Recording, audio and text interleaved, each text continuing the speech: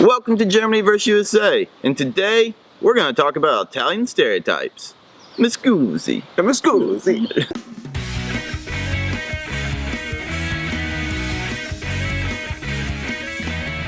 The first stereotype we want to talk about is that Italians only eat pasta. That's actually a good mix of pizza and pasta. Pizza and pasta all the time. Absolutely.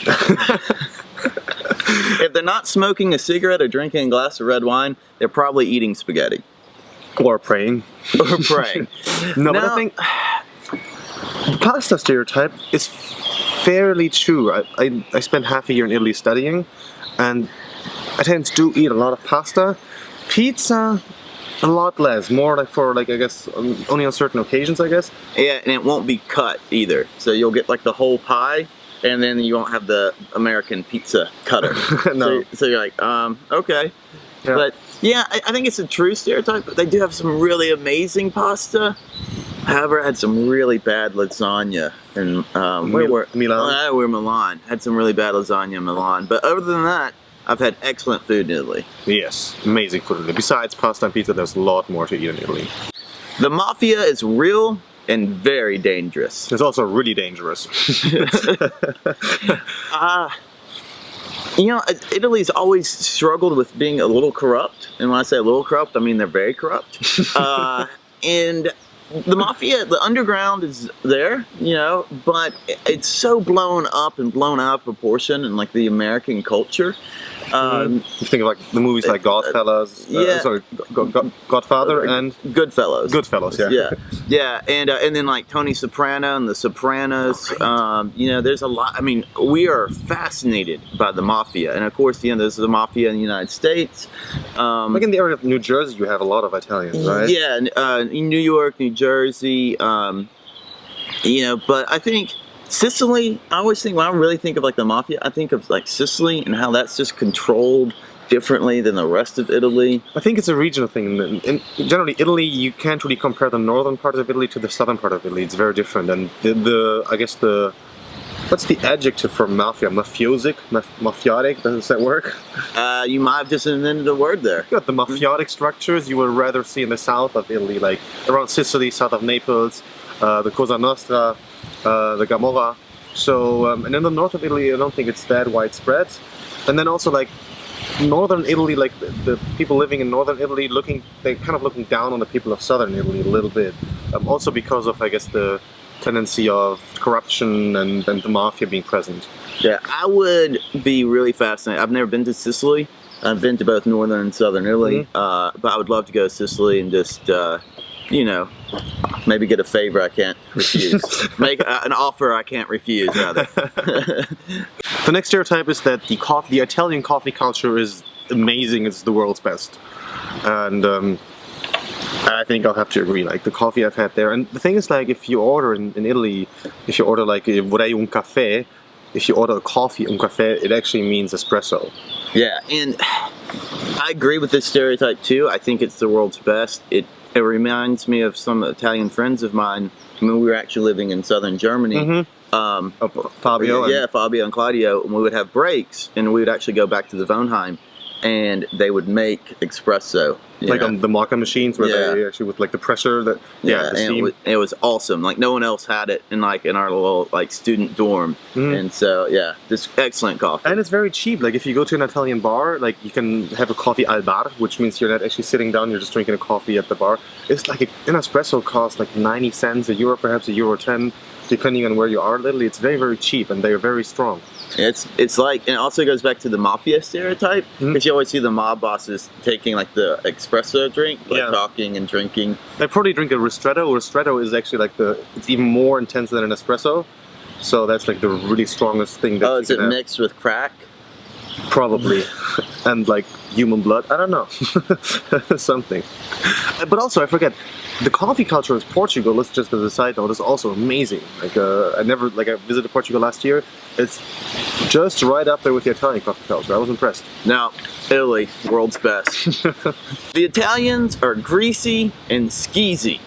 So greasy means they are kind of, how would you describe that? Greasy, It like literally translates to fettig in German, but that doesn't work. no, that doesn't work. It's schmierig, right? Yeah, that's better. Like when I say greasy, like it's almost it's a very negative stereotype. Oh, yeah. But like like lots of hair gel. You can't really trust them. Skeezy is like almost kind of like womanizing, Like promiscuous. Yeah, promiscuous. Schlampig, perhaps in German. Yeah, that stereotype is bad, but I think it goes into because of like the PDA.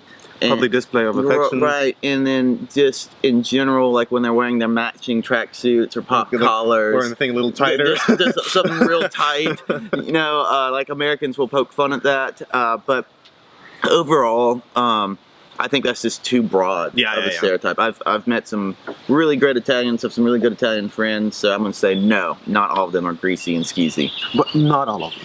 But like the majority. Yeah, just some. Actually, there's probably just as many greasy and skeezy Italians in New Jersey as there are in Italy. Probably. Next stereotype is that Italians, they know how to enjoy life, but they are also not really efficient. What Alex is trying to say is he thinks Italians are lazy. I'm not trying to say that.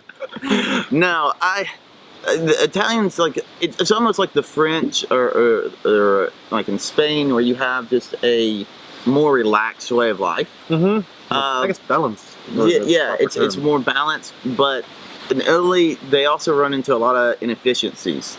Yes, that go along with that. So.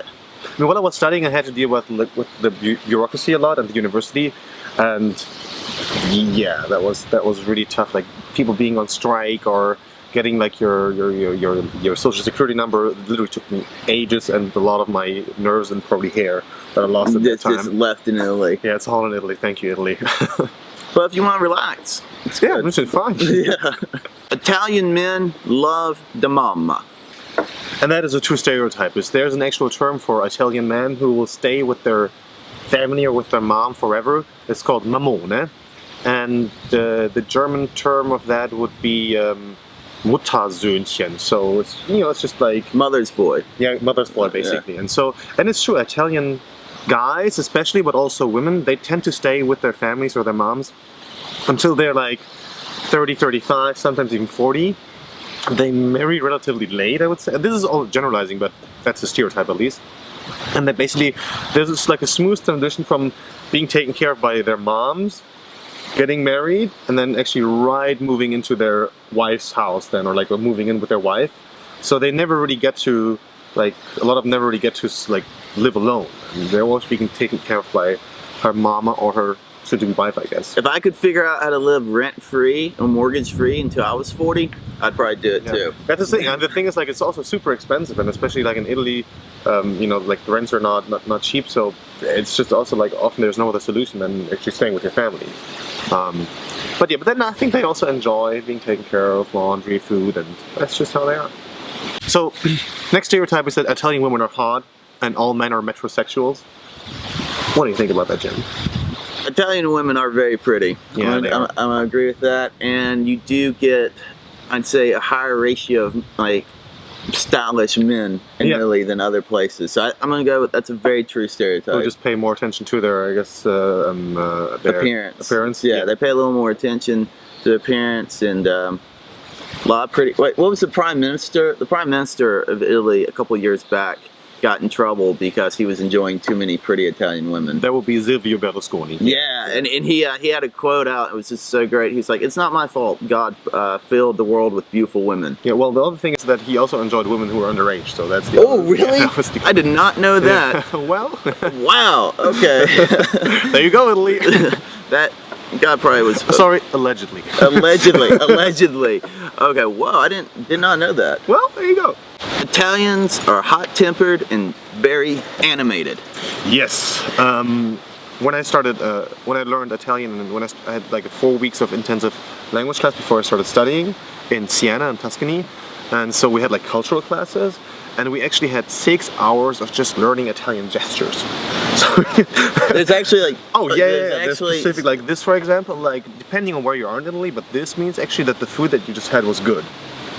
Oh. Yeah, and like this, for instance, means like someone basically bailed out. He just, he ran away. And then there's like all kinds of different gestures, and we had classes on that, right? Well, I think that's I was why. a professor.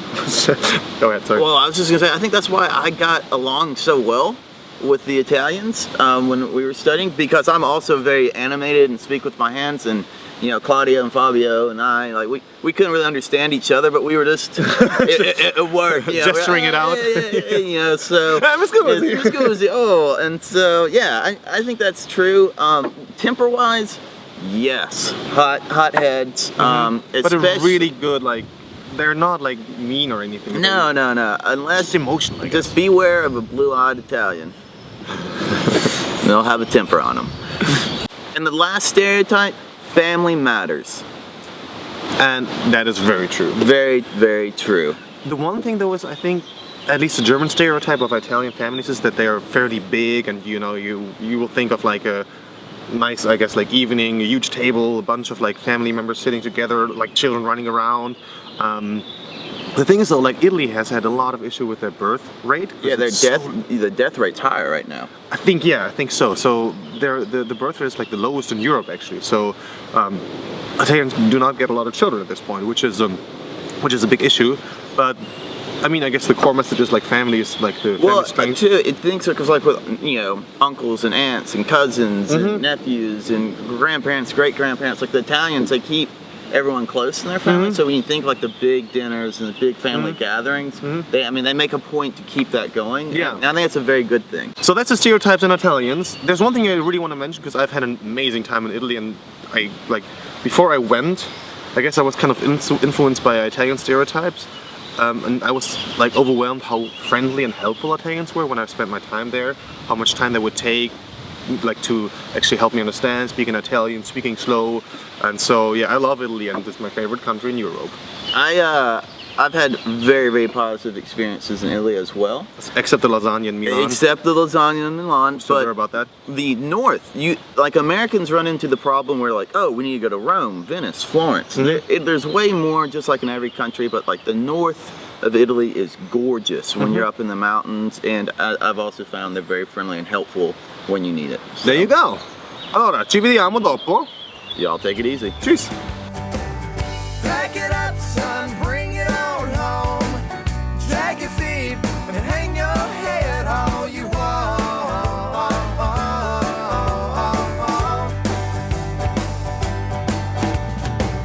How's the weather and how's it snow? Or is it raining? I sure Okay. Can you clap when I say one? Like 3, 2. Okay.